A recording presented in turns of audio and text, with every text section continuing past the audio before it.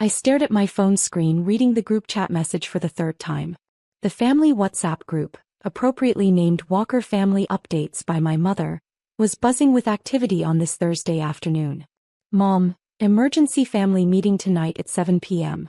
We need to discuss Maya's jobless situation before it gets worse. Dad, agreed. This has gone on long enough. Brother Jason, finally. Someone needs to talk sense into her. Sister-in-law Karen, we're just concerned about her future. I was sitting in my corner office on the 47th floor of the Meridian Tower, overlooking the city skyline, wearing a tailored Armani blazer and reviewing quarterly reports for my investment portfolio. The irony wasn't lost on me. For the past 3 years, my family had believed I was unemployed, living off savings and struggling to find direction. What they didn't know was that I was Maya Walker, founder and CEO of Phoenix Capital Group, one of the fastest-growing investment firms on the West Coast. My fingers hovered over the keyboard, ready to type my usual diplomatic response when my office phone rang. Ms. Walker, this is Rebecca from the boardroom. The board members are assembled and ready for your acquisition announcement regarding the Hartwell Industries deal. I glanced at the time, 4:47 p.m. The family meeting was in just over 2 hours. Perfect timing, Rebecca. Tell them I'll be right there. I paused, looking at the group chat still open on my phone. Actually, can you patch this call through to my mobile? I'd like to take it on speaker. Of course, ma'am. As I walked toward the boardroom, my phone lit up with Rebecca's call. I had a sudden impulse, one that had been building for 3 years of family interventions, concerned phone calls and not-so-subtle hints about getting my life together. I answered the call and immediately put it on speaker. Ms. Walker, Rebecca's voice came through clearly. The board is ready to discuss the Hartwell Industries acquisition. The $2.8 billion deal is finalized and they're waiting for your announcement to the press. I held the phone closer to the group chat and typed, "Actually, I'm in the middle of something important. Can you give me just a moment?" Then I opened the family group chat and began typing while Rebecca's voice continued in the background. Me, about tonight's meeting, I might be a few minutes late. Work is getting busy. The responses came immediately. Jason, work? What work? You've been unemployed for months. Mom, Aya, sweetie, we've talked about this.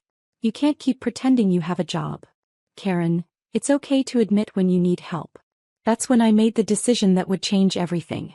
I typed, "You're right. I think it's time we talked about my work situation. Actually, let me share something with you right now." I held the phone closer to my face and said loudly, "Rebecca, I'm sorry for the delay. Please continue with the board update." Rebecca's professional voice filled my office. "Of course, Ms. Walker. As I was saying, the board has approved the Hartwell Industries acquisition for $2.8 billion.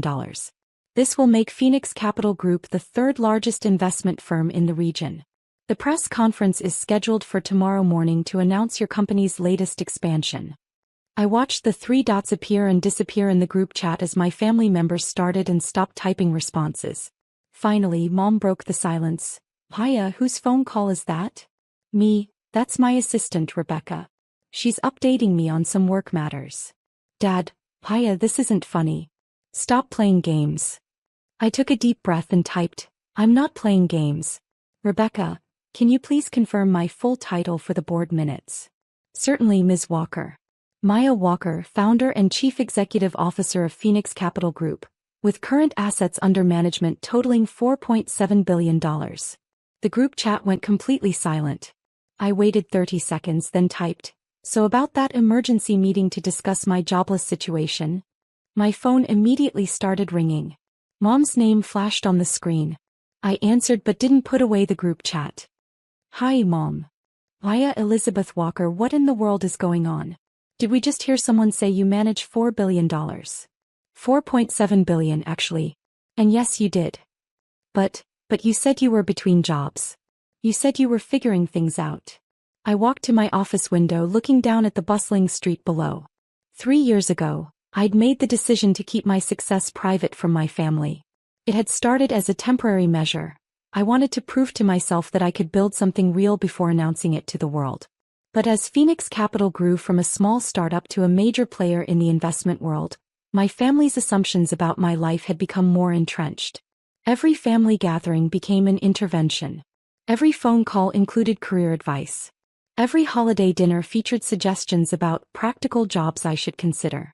Mom, I never said I was unemployed. I said I was working on building something. But you live in that tiny apartment and you drive that old car. Because I chose to. Because I was reinvesting everything into my company. I could hear muffled voices in the background. Dad asking questions, Jason saying something I couldn't make out. Maya, I'm putting you on speaker. Your father and Jason are here. Hi, everyone. Dad's voice came through, stern and confused. Maya, I need you to explain what we just heard. Did someone really say you own a company worth billions?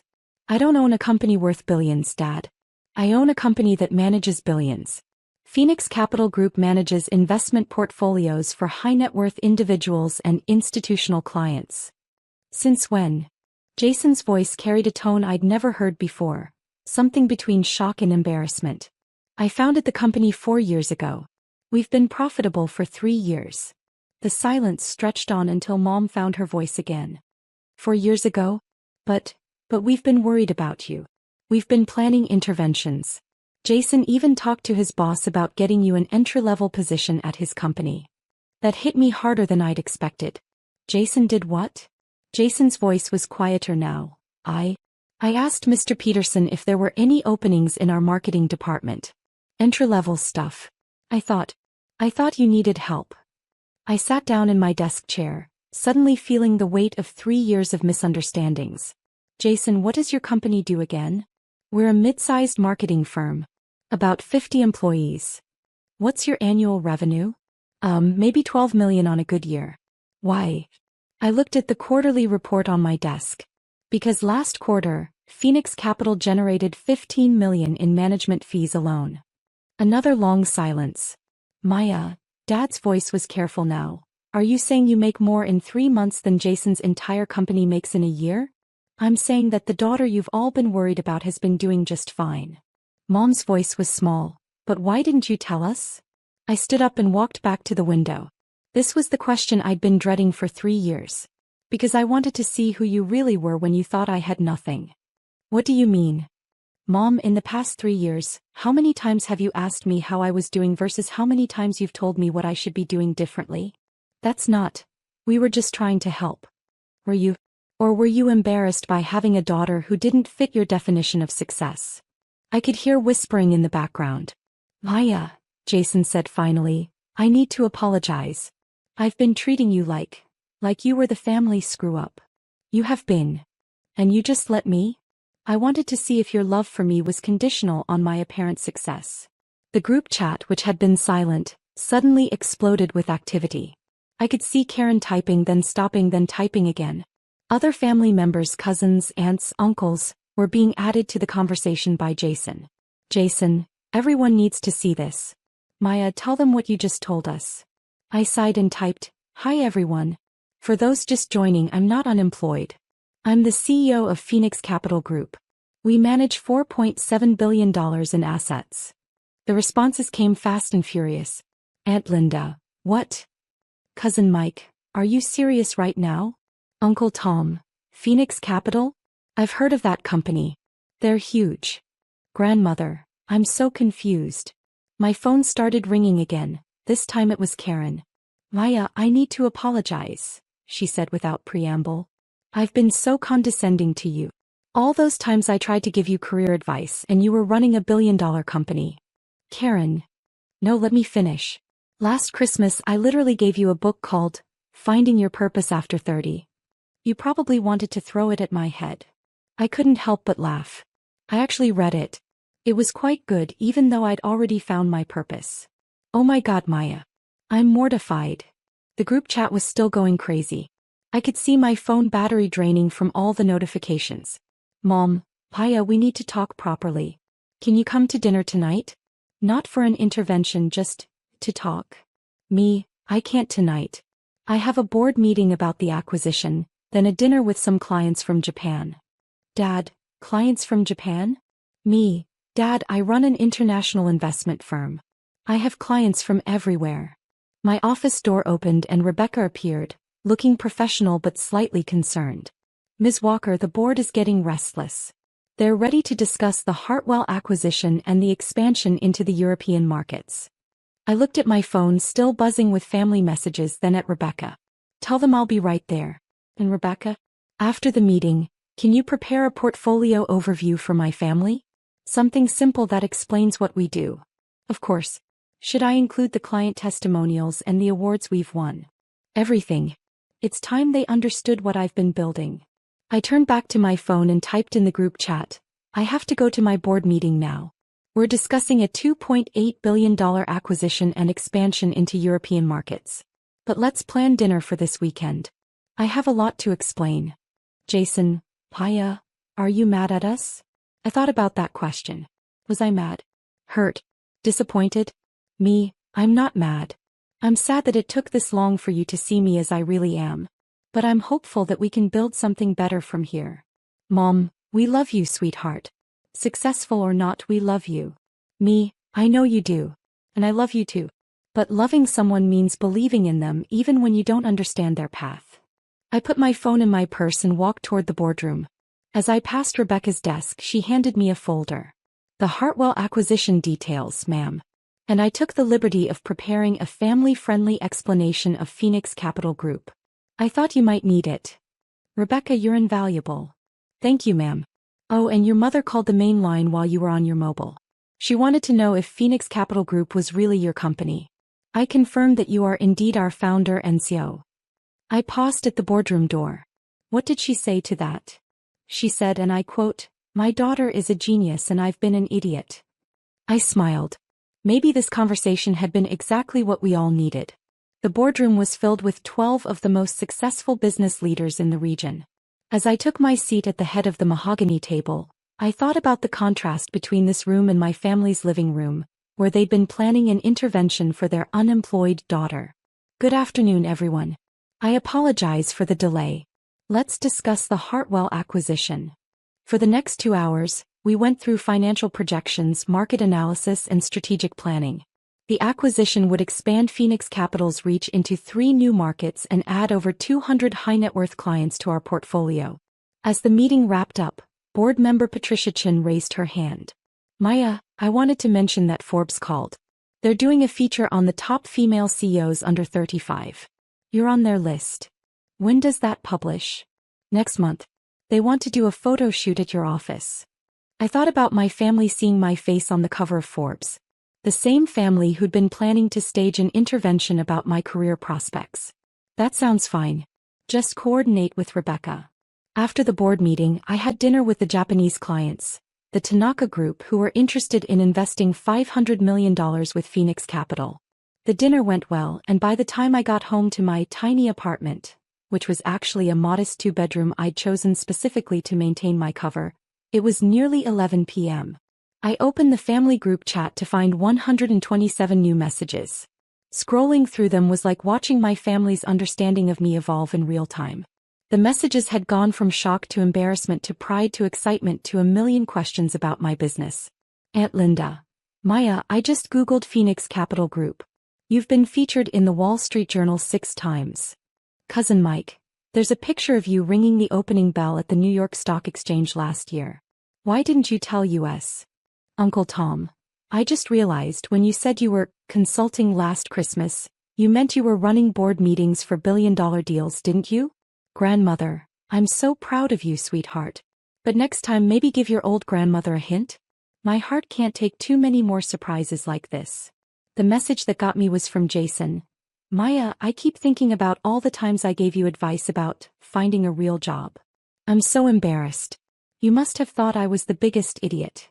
I typed back, Jason, you're not an idiot. You're my brother and you were trying to help. But maybe next time, ask questions before offering solutions. Jason, deal. Can I ask a question now? Me, sure. Jason, are you happy? Like really happy with your life? I looked around my simple apartment. The same apartment I'd kept as a symbol of my commitment to building something real before celebrating it. Tomorrow, I'd probably start looking for a place that better reflected my actual financial situation. But tonight I was content with the space where I'd made the decision that changed everything. Me, yes Jason. I'm really happy. I love what I do, I'm good at it, and I've built something that matters. Mom, Paya, can I ask you something too? Me, of course. Mom, do you think we're bad parents? For not seeing who you really were. I stared at that message for a long time before responding. Mom, you're not bad parents. You're human parents. You made assumptions based on what you could see and I deliberately hid the full picture. But I hope we can do better going forward. Dad, how do we do better? By asking instead of assuming. By supporting instead of fixing. By trusting that I might know something about my own life. Mom, can we start over? We don't need to start over. We just need to start being honest with each other. Over the next hour, the conversation shifted from apologies to genuine curiosity about my work. My family asked thoughtful questions about how I'd built the company, what my day-to-day life was like and what my plans were for the future. Karen asked about the challenges of being a young female CEO in finance. Dad wanted to know about my investment philosophy. Mom was fascinated by the international aspects of my work. It was the most real conversation we'd had in years. Finally, around midnight I typed, I should get some sleep. Board meeting at 8 a.m. tomorrow about the European expansion. Jason, Maya, before you go, can I say something? Sure. Jason, I'm proud of you. Not because you're successful but because you stayed true to yourself even when we didn't understand. That takes courage. Thank you, Jason. That means a lot. Mom, dinner this Sunday? At our house. I want to hear everything. I'd love that. But fair warning, I might show up in something nicer than jeans and a t-shirt. Dad, you can show up however you want. You're our daughter and we're proud of you. As I got ready for bed, I thought about the conversation that would happen on Sunday. For the first time in 3 years, I could be completely myself with my family. No more hiding, no more pretending, no more strategic omissions. My phone buzzed with one final message from the group chat. It was from grandmother. Maya, dear, I have just one question. When you said you were figuring things out, all those times, were you actually figuring out how to spend $4 billion? I laughed out loud and typed back, something like that, Grandma. Something like that. The next morning, the Hartwell acquisition announcement made the front page of the Financial Times. The article described Phoenix Capital Group as one of the most impressive success stories in recent investment history, and quoted me extensively about our expansion plans. At 9 a.m., my phone started buzzing with messages from family members who'd seen the news. Mom, Paya. You're on the front page of the Financial Times. Jason, my coworkers are freaking out. Apparently, I'm related to a financial genius. Karen, I'm framing this article. My sister-in-law is famous. But the message that made me smile was from Dad. Saw the news. Proud of you, kiddo. See you Sunday for dinner. I'll try to have some intelligent questions about European markets. As I sat in my office that morning, preparing for another day of board meetings and client calls, I realized something important. The family intervention that was supposed to fix my jobless situation had actually fixed something much more valuable. The gap between who I really was and who my family thought I was. Sometimes the best way to solve a problem is to let the truth speak for itself.